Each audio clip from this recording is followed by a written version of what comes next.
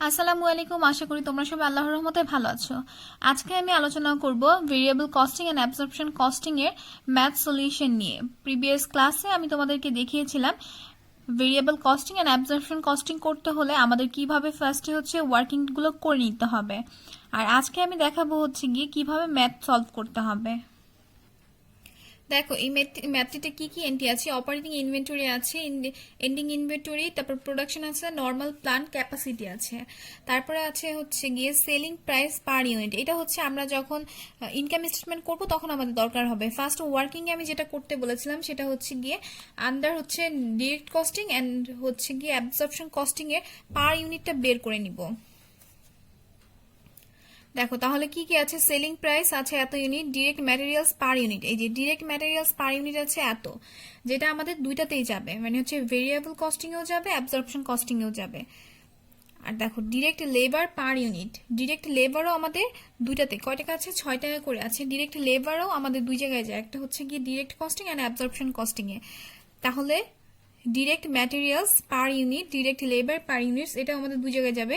Variable factory overhead per unit, এটাও আমাদের বলেছিলাম দুই জায়গায় যাবে, আন্ডার হচ্ছে গিয়ে ডিরেক্ট কস্টিং বা ভেরিয়েবল কস্টিং অ্যান্ড হচ্ছে অ্যাবজর্পশন কস্টিং এ।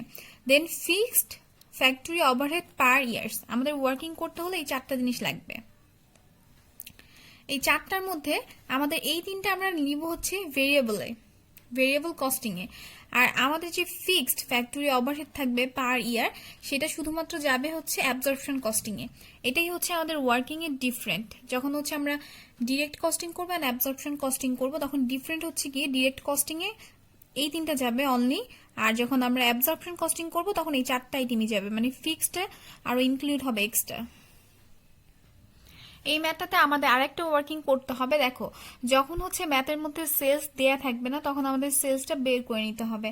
দেখো এখানে ওপেনিং ইনভেন্টরি দেয়া আছে 2000 ইউনিট, এন্ডিং ইনভেন্টরি দেওয়া আছে 3000, এন্ড প্রোডাকশন দেয়া আছে 9000। তাহলে হচ্ছে সেলস আমাদের বের করতে হলে আমাদের ওপেনিংটা আর হচ্ছে প্রোডাকশন মানে 2000 আর হচ্ছে প্রোডাকশনের যে 9000, এই দুটো যোগ করে 11000 টাকা থেকে আমাদের এন্ডিং ইনভেন্টরিটা বাদ দিতে হবে। বাদ দিলে আমরা সেলসটা পেয়ে যাব। তাহলে যখন আমাদের ম্যাথে সেলস থাকবে না তখন আমরা সেলসটা বের করে নিব, আর হচ্ছে গিয়ে পার যে হচ্ছে ডিরেক্ট কস্টিং এন্ড হচ্ছে অ্যাবজর্পশন কস্টিং সেটা বের করে নিব। তাহলে চল আমরা ওয়ার্কিং করে দিই।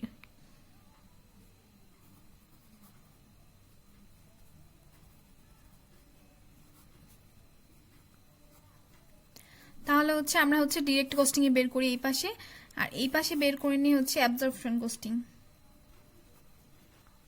Under absorption costing, direct costing এ বলেছিলাম হচ্ছে গিয়ে আমাদের তিনটা আইটেম যাবে। একটা হচ্ছে ডিরেক্ট ম্যাটেরিয়ালস,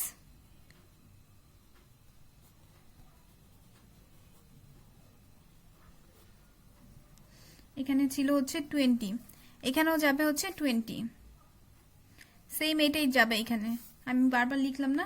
তারপর হচ্ছে ডিরেক্ট লেবার যাবে, তোমরা যখন ম্যাথ করবে সুন্দর করে ওয়ার্কিং করে নিবে। ডিরেক্ট লেবারটা এখানেও যাবে 6। তারপরে কি ছিল, ভেরিয়েবল ফ্যাক্টরি ওভারহেড ছিল,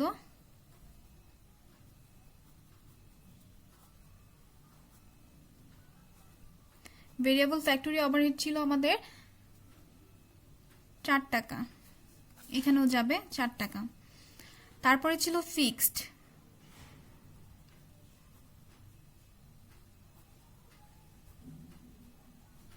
ফিক্সড ফ্যাক্টরি ওভারহেড যেটা বলেছিলাম এইখানে যাবে না, শুধুমাত্র এইখানে যাবে কত ছিল 1 টাকা। টোটাল হচ্ছে এখানে 31 আর এখানে হবে 30। আমাদের যে ফিক্সড ফ্যাক্টরি ওভারহেডটা থাকবে সেটা হচ্ছে অনলি হচ্ছে গিয়ে আমাদের ডিরেক্ট কস্টিং এ, মানে অনলি হচ্ছে ডিরেক্ট অ্যাবজর্পশন কস্টিং এ যাবে, ডিরেক্ট কস্টিং এ আসবে না। এটা মাথায় রাখলেই হচ্ছে এই ওয়ার্কিংটা করা ইজি হবে। আমাদের তিনটা আইটেম হচ্ছে গিয়ে ডিরেক্ট কস্টিং এ যাবে, একটা হচ্ছে direct materials, direct labour and হচ্ছে ভেরিয়েবল ফ্যাক্টরি ওভারহেড। আর যখনই হচ্ছে ফিক্সড ফ্যাক্টরি ওভারহেড থাকবে সেটা অনলি অ্যাবজর্পশন কস্টিং এ যাবে। আমাদের সেকেন্ড আরেকটা ওয়ার্কিং করার কথা ছিল, এটা হচ্ছে working number 1 are working number 2। Working number 2 হচ্ছে সেলস। বলেছিলাম যদি ম্যাথে সেলস না থাকে তাহলে আমাদের বের করে নিতে হবে। তাহলে সেলস ইকুয়াল হচ্ছে ওপেনিং ইনভেন্টরি,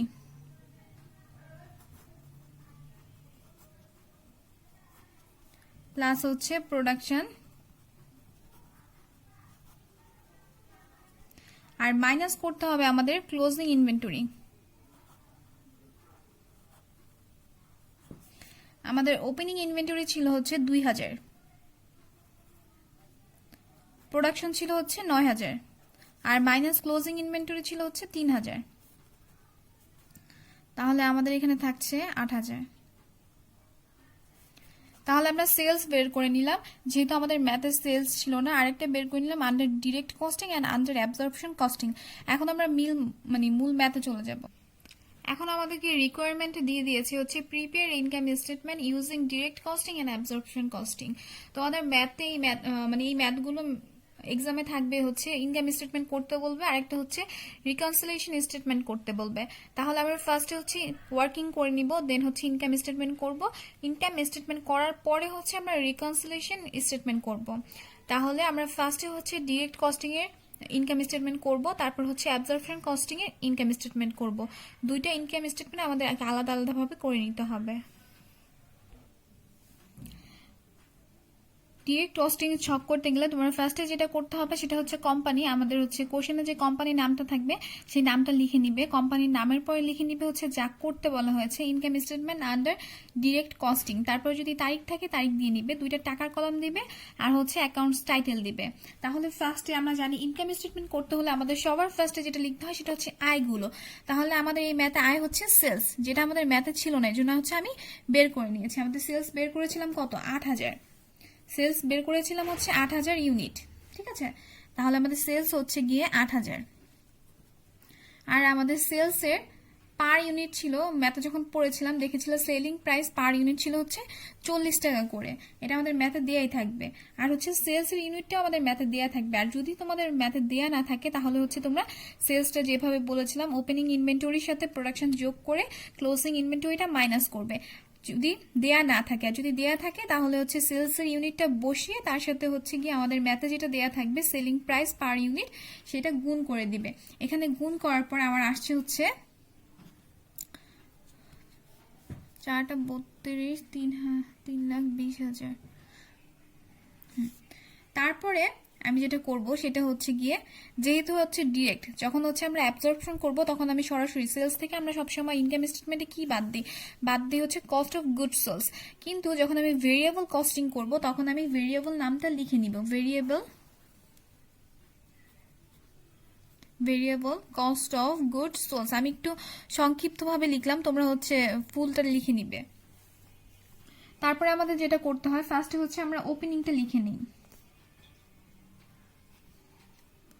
ওপেনিংটা দেখো, আমাদের ওপেনিং ইনভেন্টরি ছিল কত, ওপেনিং ইনভেন্টরি ছিল 2000। ফার্স্টে যেটা বলেছিলাম দেখেছিলাম ওপেনিং ইনভেন্টরি ম্যাথে ছিল 2000। তারপরে আমাদের প্রোডাকশন কত ছিল, প্লাস প্রোডাকশন ছিল আমাদের 9000। দেখো আমাদের যে ইউনিটগুলো থাকবে ইউনিটগুলো আমরা লিখে নিব, ভেরিয়েবল কস্টিং হোক অ্যাবজর্পশন কস্টিং হোক, আমরা হচ্ছে প্রোডাক্টগুলো সবসময় আগে ইউনিটগুলো আগে লিখে নিব।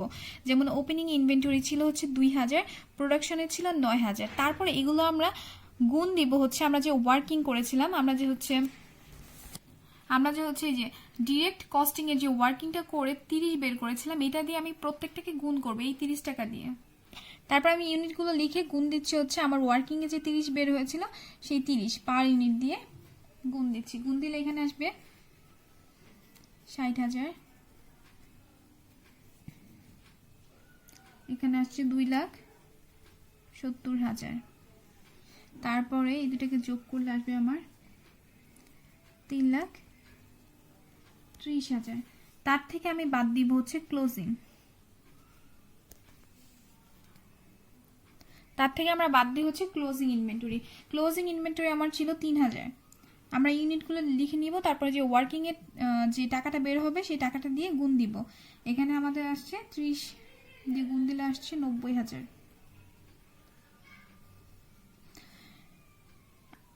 আমরা হচ্ছে ওপেনিং ইনভেন্টরির সাথে প্রোডাকশন যোগ করি, তারপর টোটাল যেটা আসে সেটা থেকে আমরা ক্লোজিং ইনভেন্টরিটা বাদ দিই। বাদ দেওয়ার পরে যে টাকাটা আসে আমাদের সেটাকে আমরা বাদ দিই সেলস থেকে আমরা কস্ট অফ গুডস সোল্ড বাদ দিলে আমাদের যেটা আসবে সেটা হচ্ছে কি এখানে ৮০,০০০। এটা আমরা নাম দিব হচ্ছে gross contribution margin. Gross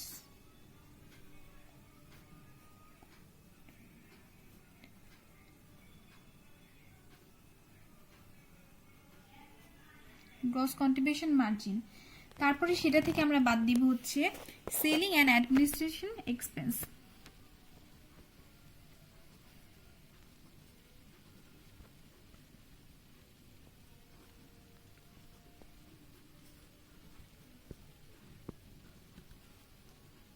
selling and administrative এক্সপেন্সটা বাদ দিয়ে দিব। যেহেতু হচ্ছে এটা ভেরিয়েবল কস্টিং ছিল, তাহলে হচ্ছে ভেরিয়েবলটা বাদ দিচ্ছি। ফার্স্টে ভেরিয়েবল ছিল হচ্ছে ৪,০০০, তারপরে হচ্ছে ফিক্সড বাদ দিব। ফিক্সডে আমাদের ছিল এখানে ১২,০০০ প্লাস ফিক্সড ওভারহেড ছিল আমাদের ১০,০০০। টোটাল হচ্ছে আমাদের এখানে ২২,০০০ আর এখানকার ৪,০০০, টোটাল হচ্ছে ২৬,০০০। এখানে ২৬,০০০ বাদ দেওয়ার পর আমাদের থাকবে ৫৪,০০০। এটাই আমাদের হচ্ছে অপারেটিং ইনকাম। তাহলে এখানে যে টাকাটা বের হচ্ছে সেটাই হচ্ছে আমাদের অপারেটিং ইনকাম।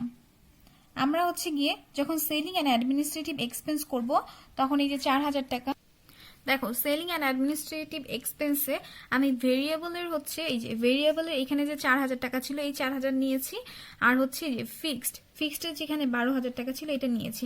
আরেকটা টাকা নিয়েছি ফিক্সড ফ্যাক্টরি ওভারহেড পার ইয়ার ছিল আমাদের ১০,০০০। যখন আমি ডিরেক্ট করব তখন আমি কিন্তু এই ৩টা টাকাই নিচ্ছি, ৩টা টাকাই আমি ইউজ করতেছি। এই যে ফিক্সড ফ্যাক্টরি ওভারহেড পার ইয়ার যেটা থাকবে সেটাও নিচ্ছি। কিন্তু যখন আমি অ্যাবজর্পশন কস্টিং করব তখন কিন্তু আমরা এই টাকাটা ইউজ করব না। ইউজ না করার কারণ হচ্ছে গিয়ে আমি যখন ওয়ার্কিং করতেছি তখন হচ্ছে আমি এই যে ফিক্সড এই যে কি করছি যে ফিক্সড ভেরিয়েবল ফ্যাক্টরি ওভারহেড যেটা ছিল সেটা হচ্ছে আমি ইয়েতে কি যেন অ্যাবজর্পশনে নিয়েছিলাম। এর জন্য হচ্ছে কি আমি আর অ্যাবজর্পশনে নতুন করে এই টাকাটা নিব না, এই যে ফুল টাকাটা তখন আমি বের করে নিয়েছিলাম অ্যাবজর্পশনের টাকা। তখন আমি এই যে ফিক্সড ফ্যাক্টরি ওভারহেডের রেটটাই যে আমাদের এখানে ১০,০০০ ছিল, এই ১০,০০০কে আমি হচ্ছে গিয়ে এখানে যে 10,০০০ ছিল আমাদের নর্মাল প্লান্ট ক্যাপাসিটি যে ১০,০০০ ইউনিট ছিল এই ইউনিটটা দিয়ে ভাগ করে নিয়েছি। ভাগ করে আমার যে 1 আসছে সেটাকে আমি হচ্ছে গিয়ে অ্যাবজর্পশন কস্টিং এর ওয়ার্কিং এ যে বসিয়েছিলাম। এই যে অ্যাবজর্পশন কস্টিং এর ওয়ার্কিং যেখানে ছিল ফিক্সড ফ্যাক্টরি ওভারহেড সেখানে আমি এখানে 1 বসিয়েছিলাম হচ্ছে আমার যে ফিক্সড ফ্যাক্টরি ওভারহেড পার ইয়ার যে ছিল ১০,০০০ সেটাকে হচ্ছে গিয়ে আমি আমার যে নর্মাল ক্যাপাসিটি আছে ১০,০০০ সেটা দিয়ে ভাগ করে আমি এখানে এই যে ১ বসিয়েছিলাম। তাহলে যেহেতু আমি ফিক্সড ফ্যাক্টরি ওভারহেডটা এখানে একবার নিয়েছি, তাহলে যখন আমি ইনকাম স্টেটমেন্ট করব তখন আমি হচ্ছে ফিক্সড ফ্যাক্টরি ওভারহেডের টাকাটা নিব না, তখন আমি এই টাকাটা শুধুমাত্র হচ্ছে ডিরেক্ট কস্টিং এ যাবে। তাহলে যখন সেলিং অ্যান্ড অ্যাডমিনিস্ট্রেটিভ এক্সপেন্স করেছিলাম তখন হচ্ছে অ্যাডমিনিস্ট্রেটিভ অ্যান্ড সেলিং ওভারহেড এই যে দুইটা যে টাকা থাকবে সেই দুইটাই যাবে। আর হচ্ছে এই দুইটা কিন্তু অ্যাডমিনিস্ট্রেটিভ অ্যান্ড সেলিং ওভারহেড এটা কিন্তু হচ্ছে আমাদের যখন ডিরেক্ট করব তখনও আমরা এই দুটো টাকা নিব, আর যখন অ্যাবজর্পশন কস্টিং করব তখনও আমরা এই দুটো টাকা নিব। কিন্তু ফিক্সড ফ্যাক্টরি ওভারহেড পার ইয়ারের যে টাকাটা থাকবে সেটা আমি শুধুমাত্র ডিরেক্ট কস্টিং এ নিব, এটা আমি অ্যাবজর্পশন কস্টিং এ নিব না। কারণ হচ্ছে যখন আমি ওয়ার্কিং করতেছি তখন আমি এটাকে পার ইউনিট হিসেবে যে 1 টাকা বের হয়েছে 1 টাকা বের হয়েছে সেটা আমি ইউজ করেছিলাম এর জন্য। তাহলে দেখো আশা করি তোমরা ম্যাথটা বুঝতে পেরেছো। আমরা যখন ইনকাম স্টেটমেন্ট করব তখন যেভাবে করব আরেকবার বলে দিচ্ছি। ফার্স্টে হচ্ছে সেলসটা যদি না থাকে ইউনিট তাহলে হচ্ছে অপারেটিং ইনকাম অ্যান্ড হচ্ছে গিয়ে এই প্রোডাকশন যোগ করে ক্লোজিং ইনভেন্টরি বাদ দিয়ে যে ইউনিটটা আসবে সেটার সাথে হচ্ছে গিয়ে আমাদের যে পার সেলিং প্রাইসটা দেওয়া ছিল ম্যাথের মধ্যে সেটা গুণ করে নিব। তার থেকে হচ্ছে আমরা কস্ট অফ গুডস সোল্ড বাদ দিব যেভাবে আমরা ইনকাম স্টেটমেন্ট করি, তার থেকে ওপেনিং ইনভেন্টরিটা সাথে প্রোডাকশন যোগ করব। আর এখানে যে টাকাটা দিব সেটা হচ্ছে আমাদের ওয়ার্কিং এ যে টাকাটা আসবে variable materials direct materials direct labour and variable factory overhead সেই 3টা যোগ করে যেটা এসেছিল। তারপর ক্লোজিংটা বাদ দিব যেটা আসবে গ্রোস কন্ট্রিবিউশন মার্জিন, তার থেকে সেলিং অ্যান্ড অ্যাডমিনিস্ট্রেটিভ এক্সপেন্স বাদ দিব সেটা হচ্ছে ভেরিয়েবল আর হচ্ছে ফিক্সড এর মধ্যে হচ্ছে ফিক্সড এত টাকা আর হচ্ছে ফিক্সড ওভারহেড ছিল, কিন্তু যখন ফিক্সড ওভারহেডটা যেহেতু আমরা ওয়ার্কিং এ হচ্ছে অ্যাবজর্পশনে নিয়ে নিয়েছি, তাহলে হচ্ছে অ্যাবজর্পশন কস্টিং যখন করব তখন এই টাকাটা ইউজ করবো না, এই 10,000 টাকাটা যেটা এখানে ইউজ করেছি, আর সব হচ্ছে অ্যাবজর্পশন কস্টিং এ যখন ইনকাম স্টেটমেন্ট করবো সেম থাকবে। এখন হচ্ছে গিয়ে অ্যাবজর্পশন কস্টিং এর ইনকাম স্টেটমেন্ট কিভাবে করতে হবে সেটা দেখাচ্ছি। ফার্স্টে আমাদের এখানে ফার্স্টে কোম্পানির নামটা লিখে নিবে, তারপরে হচ্ছে গিয়ে যেটা করতেছো আমরা যেমন ইনকাম স্টেটমেন্ট করতেছি,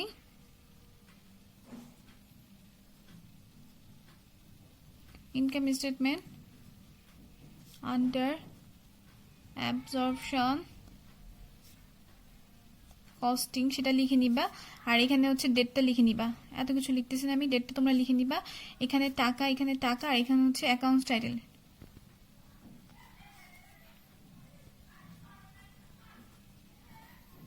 অ্যাকাউন্টস টাইটেলস লিখে নিব।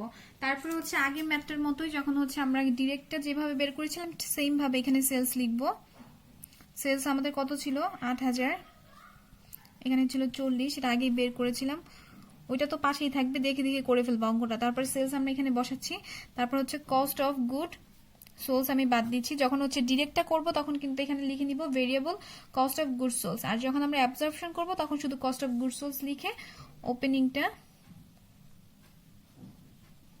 ওপেনিং ইনভেন্টরি যেটা ছিল আমাদের এখানে ছিল 2,000, আর এখানে আমি ওয়ার্কিং এ বের করেছিলাম 31। প্রোডাকশন ছিল আমার কত, প্রোডাকশন ছিল আমার হচ্ছে 9,000, এখানে ছিল আমার 9,000, এখানে আমি 31 দিয়ে গুণ দিচ্ছি, তাহলে আমার এখানে আসবে হচ্ছে 2,000, এখানে আসবে হচ্ছে 2,79,000। তাহলে আমার টোটালটা আমি যোগ করব, যোগ করে আমি 3,41,000, তার থেকে আমি ক্লোজিংটা বাদ দিচ্ছি, ক্লোজিং ইনভেন্টরি বাদ দিব। ক্লোজিং ছিল আমাদের 3,000, সেটার সাথে 31 গুণ করে আমি এখানে হচ্ছে 93,000 বাদ দিচ্ছি। বাদ দেওয়ার পরে আমার যে অ্যামাউন্ট আসবে 2,48,000। আমার এই ম্যাথে আরেকটা কাজ করতে হবে, সেটা হচ্ছে গিয়ে যখন আমাদের আনফেভারেবল কিংবা ফেভারেবল কিছু থাকবে তখন আমাদের কিছু ওয়ার্কিং করতে হয়, আরেকটা এক্সট্রা কাজ করতে হয় যেটা এই ম্যাথে ছিল। দেখো আমাদের এখানে নর্মাল প্লান্ট ক্যাপাসিটি হচ্ছে ছিল 10,000, আর এখানে আমাদের প্রোডাকশন হয়েছে ডিউরিং দ্য ইয়ার হচ্ছে 9,000। তাহলে আমরা হচ্ছে কি যে 10,000 থেকে আমরা 9,000 টাকা বাদ দিলে, 9,000 বাদ দিলে আমাদের আরো আনফেভারেবল থেকে যায় হচ্ছে 1,000। 1,000কে আমরা গুণ দিব এই যে এক বের করেছিলাম না, যে নর্মাল যে প্লান্ট ক্যাপাসিটিকে যে ফিক্সড ওভারহেড দিয়ে যে ভাগ করে যে এক বের করেছিলাম সেইটার 1 দিয়ে গুণ দিব হচ্ছে কি 10,000 থেকে 9,000 মাইনাস করে, তাহলে আমাদের আনফেভারেবল হবে। কখন আমাদের ফেভারেবল হবে কখন আনফেভারেবল হবে সেটা কিভাবে বুঝবে, যখন আমাদের অ্যাকচুয়াল খরচ বেশি হবে তখন আমাদের ফেভারেবল হবে। তাহলে এখানে আমাদের আনফেভারেবল হয়েছে,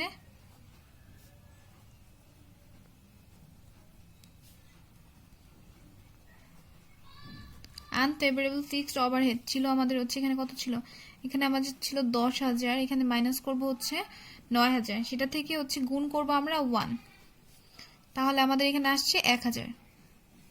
সেটা দেখো আনফেভারেবল ফিক্সড ওভারহেডটা আমি এটার সাথে যোগ করে নিব, ক্লোজিং এর সাথে যোগ করে তারপর আমার এখানে আসবে 2,49,000। এটা আমি যোগ করে যেটা আসবে সেটার থেকে আমি হচ্ছে সেলসের টাকাটা বাদ দিব, বাদ দেওয়ার পরে সেম ভাবে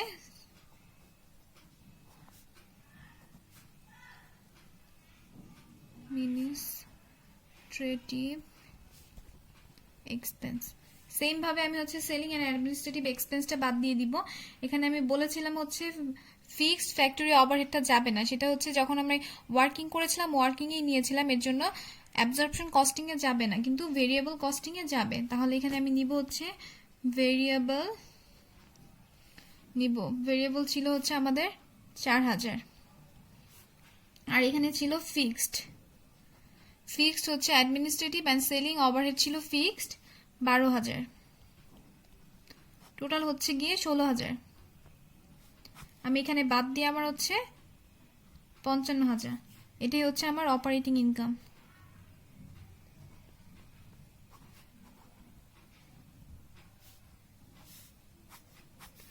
আশা করি তোমরা সবাই আল্লাহর রহমতে সিলেবাস ম্যাথটা বুঝতে পেরেছো। নেক্সট ভিডিওতে আমি তোমাদের দেখাবো রিকনসিলিয়েশন স্টেটমেন্টটা কিভাবে করতে হবে। সবাই ভালো থেকো, সুস্থ থেকো, আল্লাহ হাফেজ।